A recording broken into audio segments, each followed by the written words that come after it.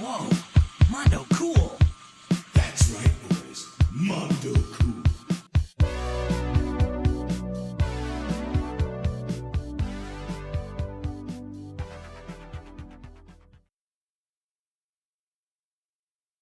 Hey, howdy, hey. I wanted to talk to you about a couple things about games media, basically. This is kind of from my piece called The Great Games Media Contraction, with the subtitle being Or How I Learned to Love Paying for Games Coverage. So, in a nutshell, I think games media as we know it, it's over, you know. Corporately owned video game media sites have declined over the past few years, and I think it's for a good reason. None of these big companies know how to monetize their businesses properly, and people just in life are getting their informational needs met in different ways. This is kind of a new challenge for the industry as a whole. Um, you know, in some ways, it's always kind of been an issue, but not until the last decade or so has this like decline of the traditionalist corporate backed outlet that's been the norm since the beginning. Um, we've seen that sort of skew of outlet dwindle in this past decade or so. Honestly, really since the advent of COVID, we've been seeing a lot of that. And that was kind of the norm back then. Was the GameSpots, the IGNs of the world.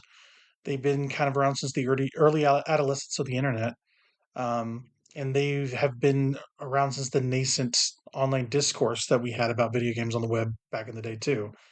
Back in the late '90s, early aughts, the three great unifiers of culture and media and entertainment were these. It was television, it was print media, and it was the internet.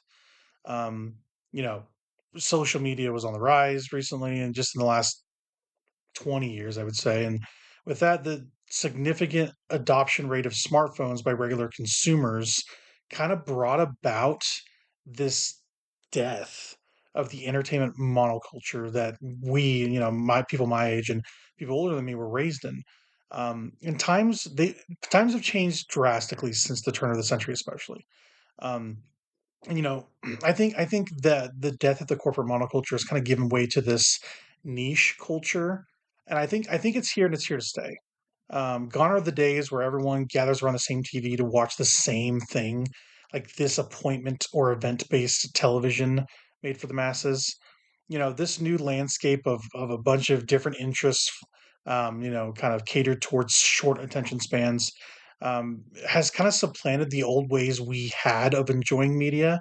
Like everything is very bite-sized, everything is very truncated. You're not seeing a lot of long form media being consumed by the everyman. It's a lot of how can I get my dopamine hits here, here, and here, and how can I do it in the fastest way possible? Like you hear brain rot, it's kind of the way people are now, where they just don't want their time wasted, I guess.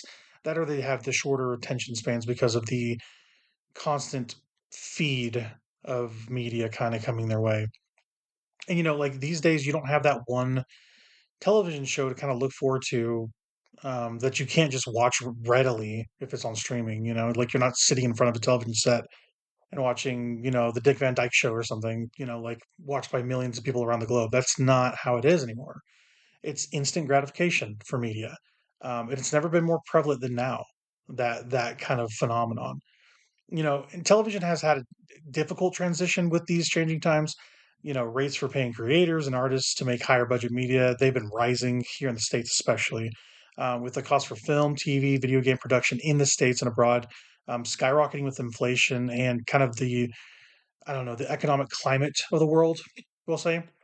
One of these examples I have is the SAG-AFTRA Actors Union strikes from the past couple years has kind of been proof of this rocky relationship with the creative forces behind the film and TV we enjoy, and the studios that are financing them too. Like it's kind of like a civil war of creative minds. We'll put it that way, or creative minds, the people that are kind of holding the purse strings, right? With that relationship specifically, like the situation, I guess it's kind of a symbiotic relationship. Like they need people to create, and creative people need money to bankroll them, right? New collective bargaining between the two has been agreed upon. but still concessions had to be made for both sides, right? Um, and, like so for some people, the fight's not over on that stuff, and some folks are still fighting for some protections that they need. Like there's been a cottage interest industry recently of these like I don't know bespoke AI and generative machine learning programs kind of being implemented in creative media and medium, and usually that stuff like the open AI stuff has got like hefty corporate backing. Um, and a lot of this has been used by studios to automate art, right? And to automate the artistic merit vital to the making of their entertainment products, like taking away the human touch. And AI art and generated media, that it's been popping up everywhere. In mainstream TV, especially commercials. You're seeing a lot of commercials. There was a Coca-Cola commercial at Christmas last year, as the time of this recording in 2024, where it was pretty much all AI. And it, it it was still in a growing phase where you could definitely distinguish it if you're looking for it. But we have stuff now that, like, if that were to happen again in this coming, holiday or whatever, it would be kind of hard to tell if it is or not, right? It is moving at such a rapid clip, that sort of AI slop, we'll say. And it's infecting pretty much every avenue of entertainment we have, every outlet. It's an evolving situation, it really is. Um, Personally, my heart goes out to everybody affected by this recent avalanche of plagiarism, because that's what AI is. It's slop, and it's flooding the creative medium. I believe it's the scourge of modern creativity, in my humble opinion. Like I really believe that, because AI just in its base nature can't create something from nothing. It's unable to be inspired by art it witnesses. It only knows what it's fed, and like machines, they only churn out simple imitations or remixes of the types of art that's been given to them. Like that's very simple.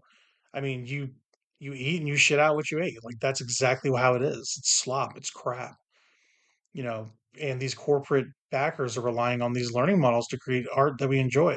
And you're seeing this in every, medium. You're seeing this in games writing, where they're trying to have these like content mills or content farms for guides or whatever, and you're having these AI summaries and AI guides that don't make sense. And I mean, you had an entire staff in Polygon get laid off because of kind of this fact that they were pivoting to this sort of guides based coverage and cutting all these union members, right?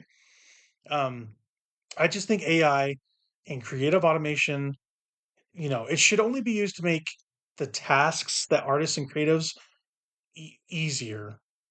Basically like stuff that they won't don't want to do, creative people. I think it should automate some things you know, like if it needs to be like ethical in some way, right? Um, but like it's taking away the artistic touch, and corporate greed's taken root in these artistic endeavors, and I think the effects are honestly pretty deleterious to the entire venture. I believe art in many ways is the reflection of the human condition, and it's like a physical representation of the soul, quote unquote. It's like an outward expression, I think, of inward feelings, ideas, and creative opportunity. AI, not having a soul to speak of, can't inherently tap into the same things as people can for this very, very reason. AI art and generated media, by its very definition, it's soulless. It's an empty imitation of better humans' artistic achievements and their unlimited potential. Honestly, I mean, the entire venture is plagiarism, flat out. I mean, this is a tangent for sure. I digress, but I think this issue affects all the media we enjoy in our daily lives, and it's infected games media in a major way, with these automated sites, and it's infecting video games with this like automated creativity and like generation of assets, and it's just you know that stuff should guide the tools I get, or basically it should be used as a tool, not a you throw this into an engine and it spits out a video game. That's not how it should go, right? And you're seeing a lot of print media going this way, especially, but like TV's kind of gone the way of the dodo, and to kind of lower costs, they're cutting people out that are creating the stuff that we want to watch and trying to automate it, right? It's kind of the death of that is that it's like the death throes. It's like, hey, let's jump onto a trend to save ourselves. It kind of feels that way a little bit. Um, Print media has also flown the coop, and well, that or it's gone mostly digital in the past decade or so. Um, but especially in the video game media space, I mean, sites that ran editorial, review coverage, and print magazines they've either pivoted out of physical production and distribution of their products and have gone digital, or they just straight up ceased operation due to the high expenses to keep the lights on, the quality high for their print magazines. Just like the days are gone when we had access to high quality information from people who professionally cover the industry because of this glut of AI misinformation and poor SEO algorithms that are burying essential voices that cover this space. Um, Here's an example. Like when I was growing up, we had a lot to choose from in print magazines. Like we had Electronic Gaming Monthly, official Xbox magazine, Nintendo. We had Game Pro, PC Gamer, and the biggest one is probably Game Informer. Just like name a few. Like now, only one of those publications I just mentioned, is like still in print, and that's after like years of being shut down, or that's after being shut down in the past year by their corporate parent, then getting revived by a game developer who purchased them. Game Informer is the one in question. Um, and the fact that they're around to do that work is baffling given the trials and tribulations they've had to gone through, but they're still doing it. Like the old guard might not be there anymore for the most part, like Andy McNamara, Andrew Reiner, Ben Reeves, like those guys that were like instrumental in the entire history of that magazine, that publication. From the YouTube side, or the video side, to the print side, to the online site side. Those guys were like the pillars of that sort of thing. I mean, Matt Miller's still there, obviously, but you know, those guys have either gone into game development or game publishing now after many years working at that company. And some of those guys I mentioned, they were essential. They were just essential when I was working, or and they were working at Game Informer when I was reading the magazine. And not having them there to guide its new iteration it feels odd to me a little bit, but from what I can tell, it seems like they're doing good work, and they've kind of fired up the printing presses again after kind of the revival of it under a kind of game developer. It's kind of a weird thing that the game developer kind of has like this weird blockchain game going on. Who knows if it's any? It sounds like a lot of crap to me, but whatever. I mean, they've already tied themselves to a corporate parent that is no good in GameStop for a long time, and that ended up biting them in the ass, right? But Game Informer, they're the only sign in town doing that physical work of printing magazines every month.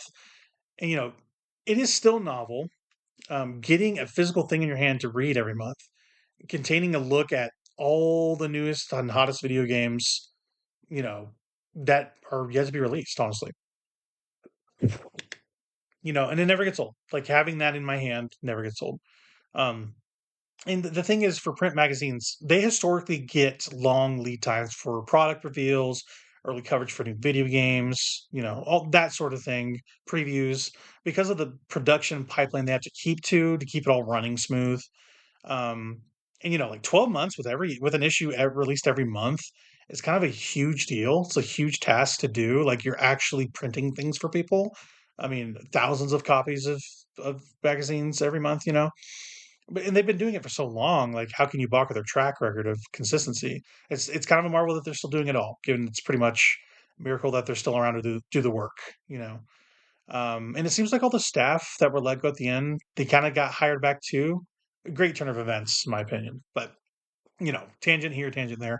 I think print media outlets for video game coverage, I guess, have either contracted in small pockets of like boutique a la carte magazines that you can like get on Kickstarter or whatever, or they've just like died out completely. And I think the reason for that is pretty simple. I think the internet pretty much killed physical media, which, is pretty obvious, I think, now, because it's just more instant. It's just more readily available, the internet.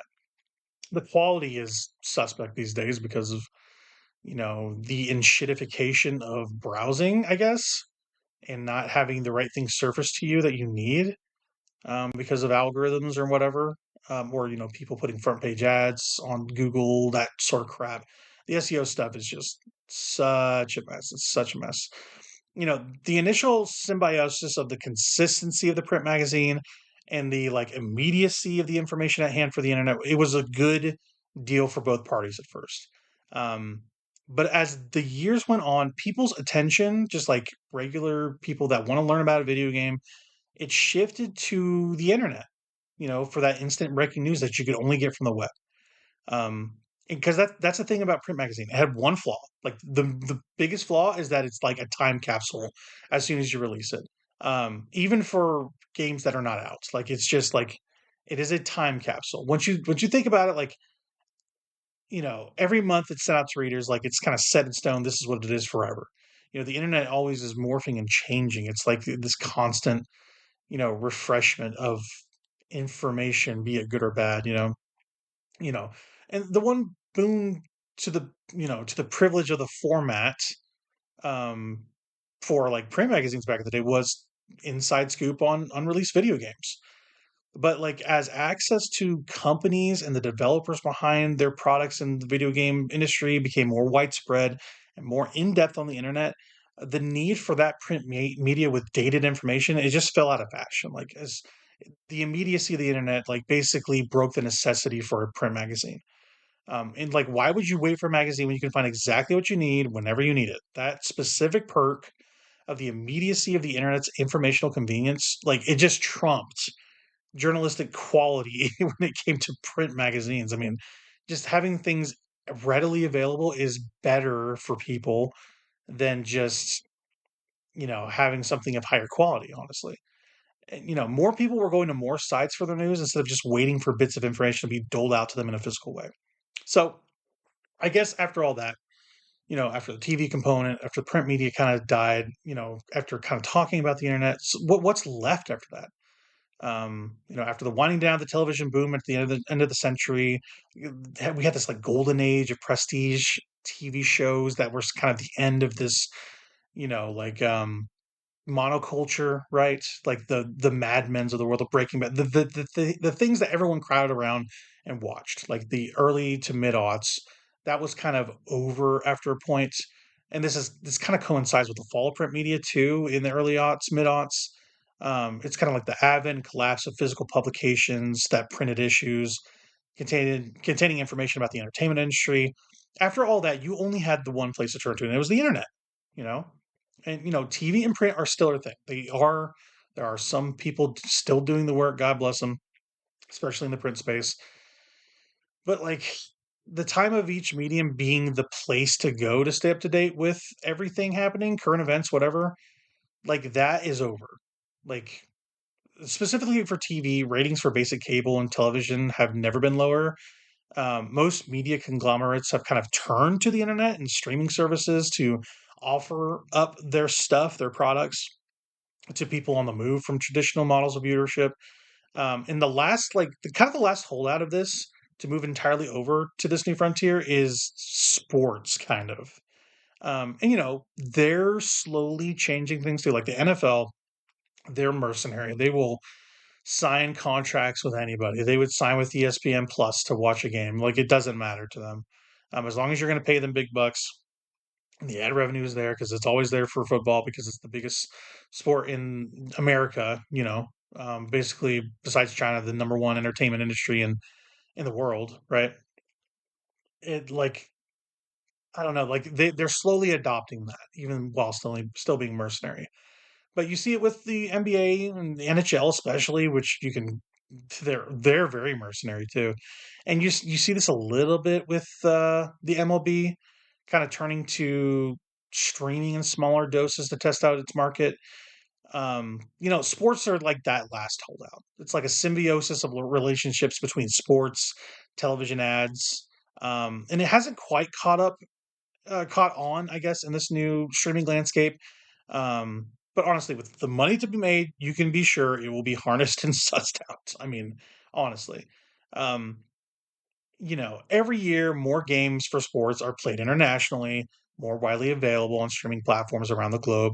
And some sports even have these like low risk leveraging free platforms like Tubi and YouTube where they're like showing games on there. Like the Super Bowl was on Tubi last year because of these ad deals that they, Tubi had a million spots in the Super Bowl probably because of it.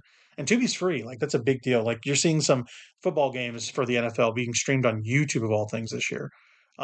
Honestly, it's like people like whoever's willing to do business with them for the proper ad spend and spread the word, that's like who they want to deal with.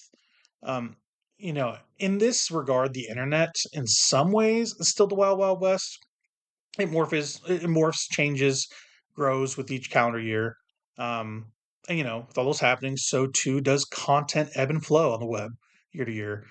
Trends come and go like the wind. News stories pass by more quick than ever, and politics are as prescient as ever with this new and instant way to hear about current events. And so too has games media changed on the internet, and this time it may be for good.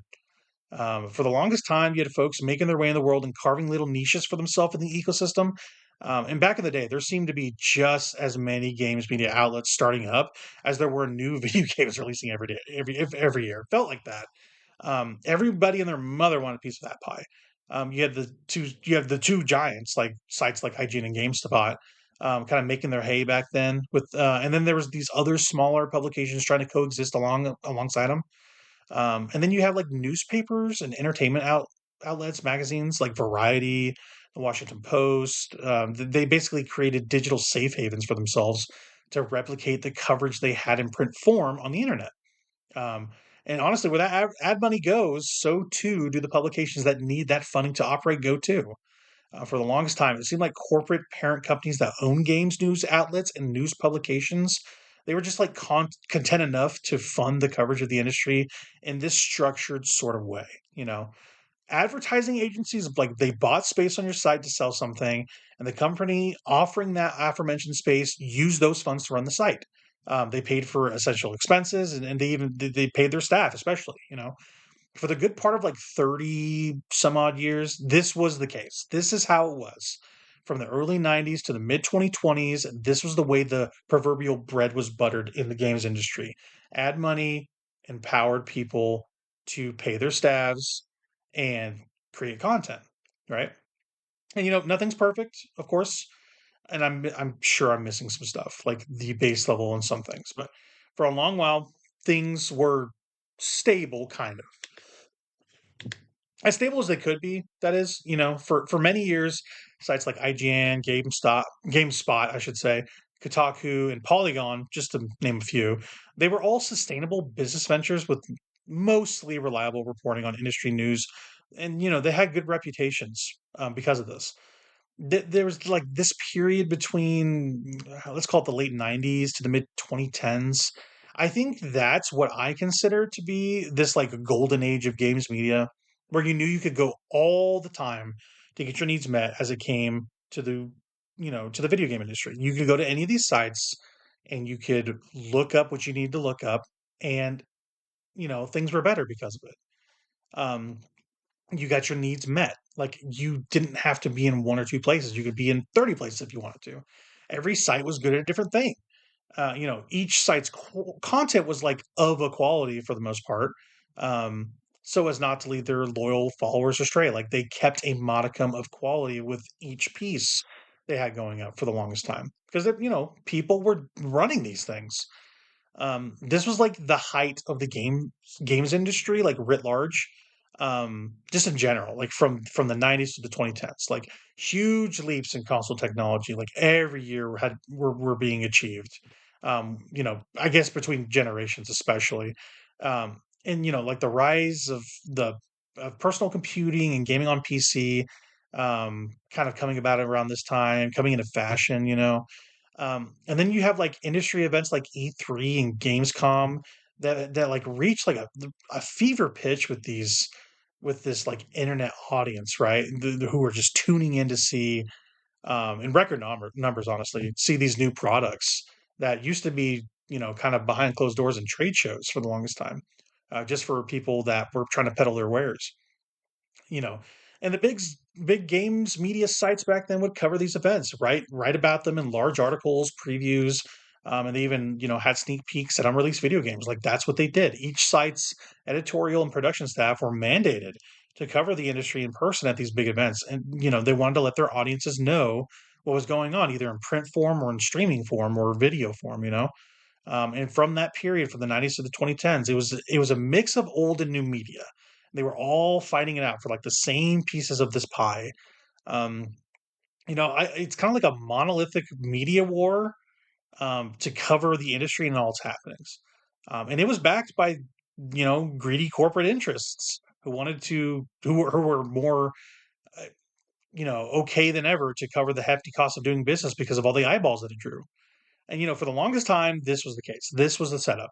You had corporate funding backing your creative endeavors, when it comes to games media, um, or, informational journalistic endeavors.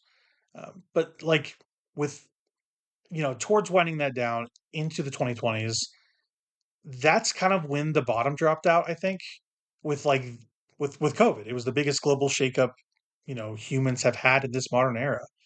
The pandemic was merely the quickening of the beginning of the end, like the end of the corporatization of the mainstream games media outlet as we know it. Algorithms and search engines were changing, and the advertising, uh, money, everything about advertising basically that had been powering the main pillars of the internet, that slowly changed to, coverage of products, new coverage of games. Those things had kind of gone primarily to streamers or influencers with like big audiences on YouTube, Twitch, Kick, whatever you want, with tons of people just kind of latching onto personalities rather than sites, faceless gaming sites, that had some amount of personality because of the people that work there. But like, are you more likely to trust somebody or something? I mean, that's really what it is. Um, like that's a big thing. Like brand loyalty changed in the game industry.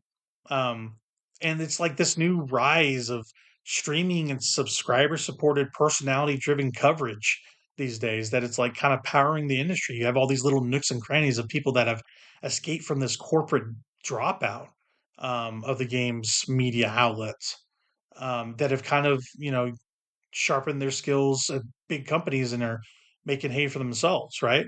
An early adopter of this idea was the site Giant Bomb, and more specifically with the creator Jeff Gersman kind of literally doing this. He was fired, I will say unethically, which I don't think can be contested these days. Everyone kind of agrees with that.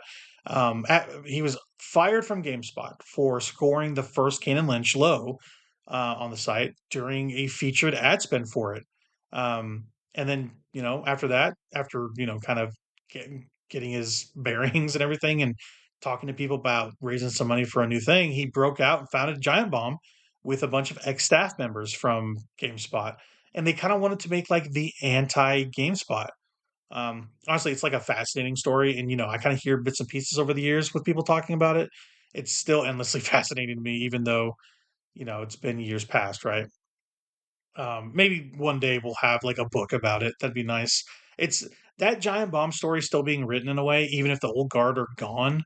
And Jeff has long since gone. I mean, Brad and Alex and Vinny, they've started Nextlander. I mean, Patrick, he worked at Kotaku for a long time, then made Waypoint, and then Remap with Austin Walker, and even Austin Walker's left that stuff. Like everybody has spread out, specifically from Giant Bomb, which has been my side of choice for the better part of 20 years, Um, but it's like that creation of Giant Bomb as a personality driven outlet.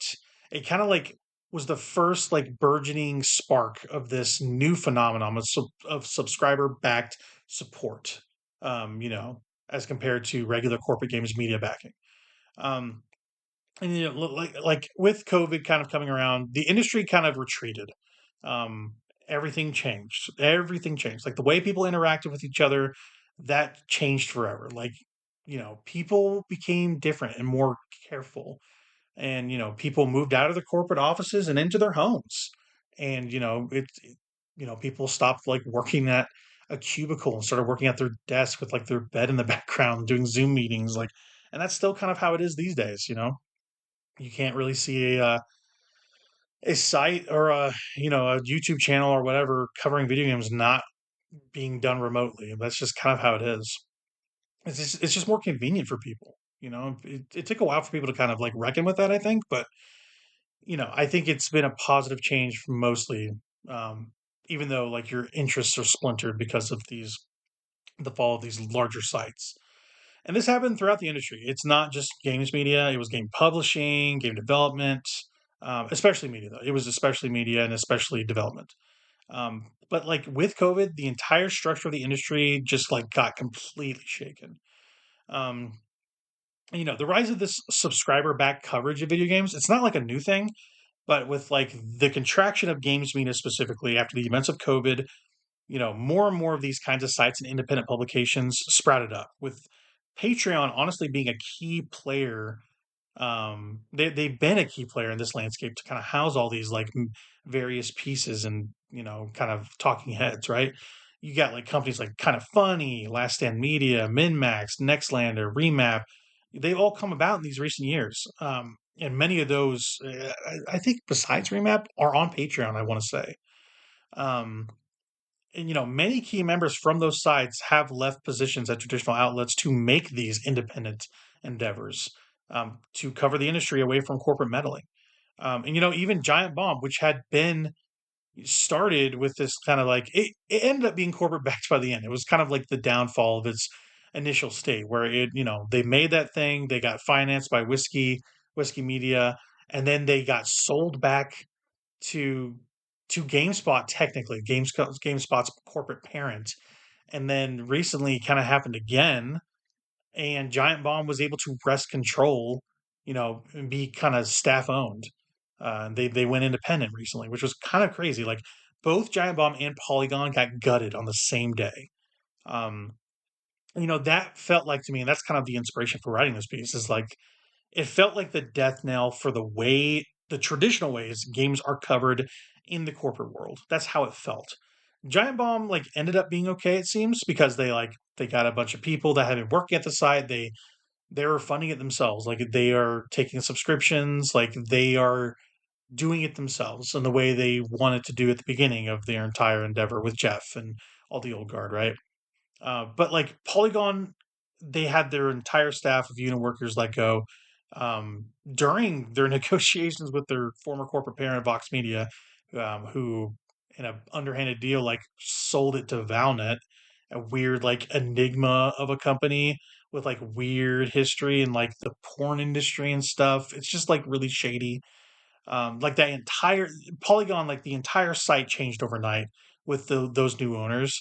Um, and the expectations are that Polygon will now become more of a games mill or guides mill than ever, and like it's probably going to become an AI content farm more, than people think. I think it's just a sad state of affairs, um, for both places. Honestly, like even if Giant Bomb ended up being okay, they were both really reliable places to go to read or listen to quality game journalism on the internet. Um, like Giant Bomb, as I said, it's not without its bumps and bruises. It's a kind of a miracle it's still around. Even still, it's been through many shakeups, many changes in leadership and departures, and weird stuff forever. Like that site seems to have come out of this whole situation not unscathed, but like pretty good, honestly, out of that stuff.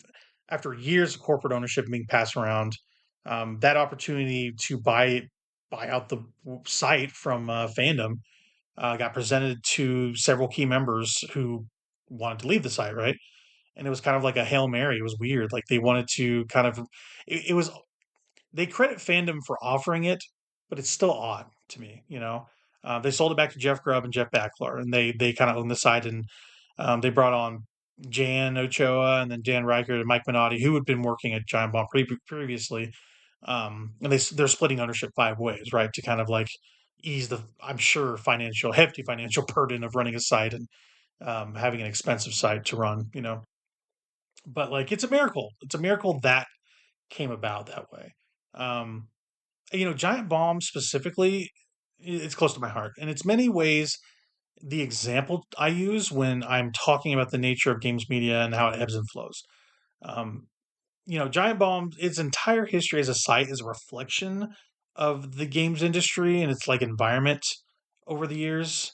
Um, and those two situations, those, Giant Bomb and Polygon, those are just two of the recent things that have happened in this new games media industry we see.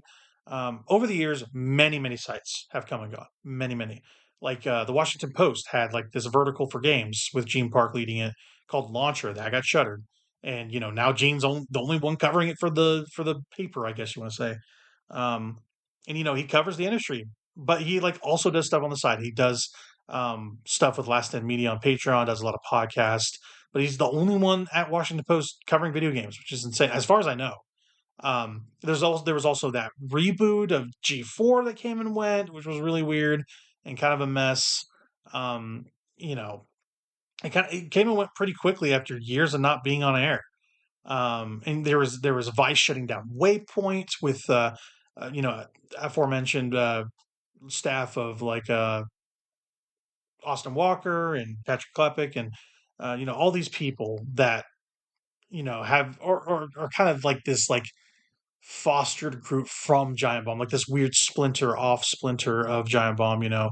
Um, like Vice shut down their Waypoint vertical there and sold it back to Patrick, and he became the chief of staff for that, and owns that site pretty much alongside Rob Zacny and a couple others. Um, yeah, it's crazy. Like, and then since then, Waypoint they renamed it to Remap, but kept all the code base and everything. Like they kept everything pretty much. Um, and it's gone completely independent too. It's relying solely on subscribers to fund the work that they're doing. And Patrick is doing side stuff too. He's got like a newsletter and a couple other things. Like everyone is kind of wearing a lot of hats to do the same jobs. It's really interesting. But like with this entire landscape changing and doing all this crazy stuff, the two big boys are still there. Like IGN and GameSpot are still there, um, kind of leading the charge for the old guard, I guess, like the old ways of games media. Um, yeah, like the entire industry has been like whittled down to the sharpest point. Um, you know, Many of the veterans of media of this games media industry are like starting things for themselves, or they're joining the game development scene, or even leaving the industry altogether and doing different stuff. Like Brian Crescente, who was from Kotaku, like he's like at Variety now.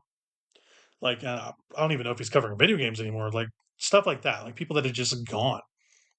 It's like the entire space corporately has never been more uncertain, and you know maybe that's a good thing. I don't know. Like here's hoping that once the dust is settled, we are better for it. It's hard to tell. Like it's people are like the dust has not settled. Like this is very recent. All this stuff. It's been the last 4 or 5 years. Um, so yeah, time will tell on that stuff. But like, where does that leave us? I think. I mean, for me personally, it's supporting the outlets and people I trust and care to listen to. Kind of putting my money where my mouth is, backing independent sites, doing good work. I just want to support good folks doing the work on their own. And like the work still needs to be done because it's harder than ever to figure out who can still do it. It's crazy, given that games themselves are better than ever, and the industry needs the right folks to cover those things. I mean, we just had a console launch in the Switch 2, and we have the biggest game of all time coming out next year. And as the time of this writing, like the industry's not slowing down and the games aren't slowing down, but the people covering them are dwindling. Like it's so backwards. Like who is going to talk about these games?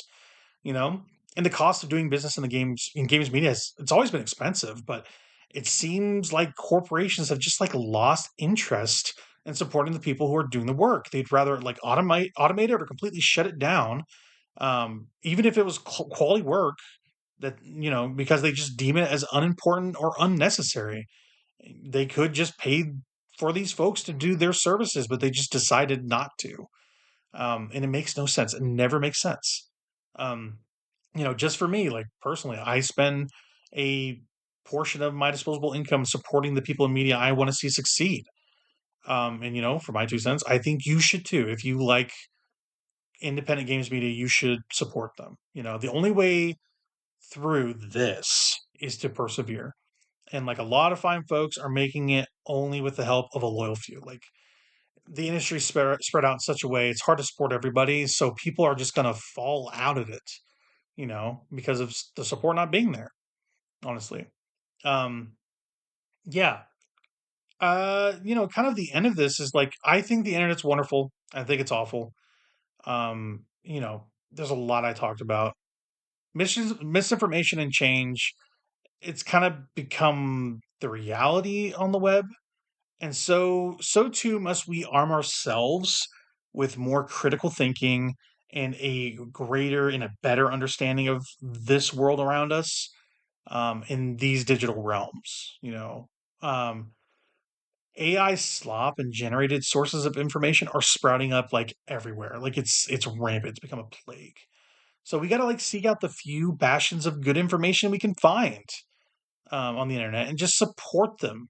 Support those pillars of optimism, amidst this raging sea of negativity and low quality content that's being generated on the internet.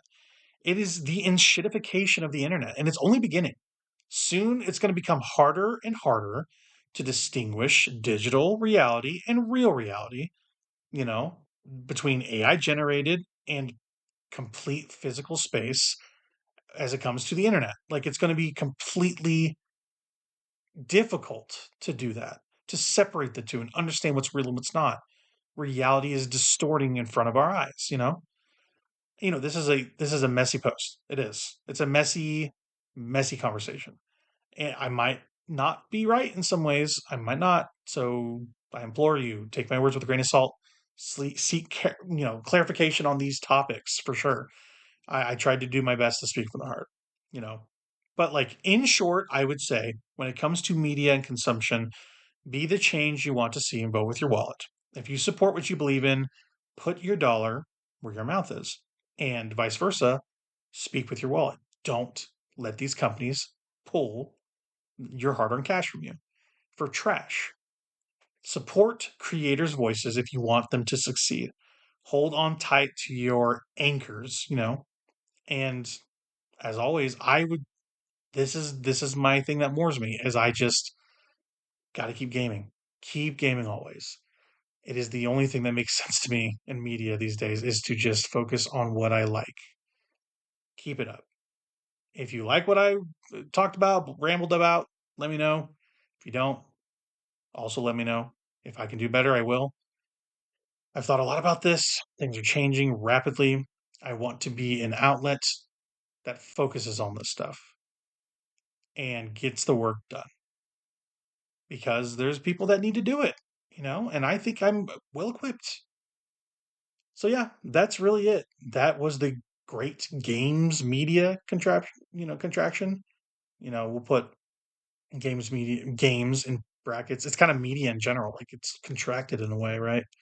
That's kind of what I'm talking about. So if it makes no sense, I understand for sure. There's a lot of tangents to get on, but like it's kind of all every bit of it kind of speaks to one another, right? So yeah, that's all for me here. I got some more stuff coming. I got a Clair Obscur review coming out. I got a Doom review I got to put out. I have a couple little anecdotal pieces about the Switch launch and about a DualSense controller I'll probably get to, and hopefully you'll like all the stuff I'm putting out. So for me, Power Glover, this has been the Great Games Media Contraction. I hope you enjoyed it. If you got any questions, leave it below. Thank you.